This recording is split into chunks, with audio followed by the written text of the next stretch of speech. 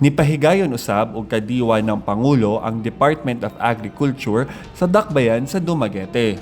Niabot sa 25 ka farmers associations ug people's organizations ang namaligya sa ilang mga produkto sa baratong presyo ngadto sa kadiwa.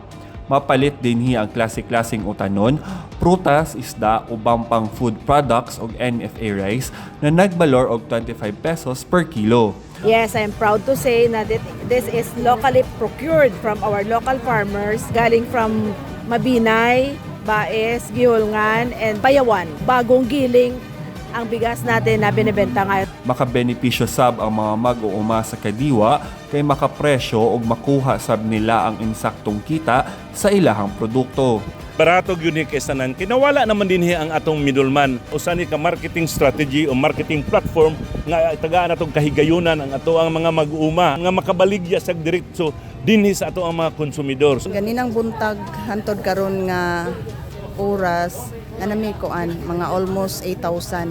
Ang labing maayo nga ang tanang mga mag-uuma kan sa ilahang mga umahan nga makabaligya pud sila diri ingon ani nga kadiwa ng Pangulo. Subay sa Memo Circular 2024-004 sa DILG, dapat ang matag LGU mo pahigayon og ilang kaugalingong kadiwa ng Pangulo matag 15 og 30 kada bulan. Gikan sa Dumaguete City, kini si Roy Lomotan sa PIA alang sa MBCD.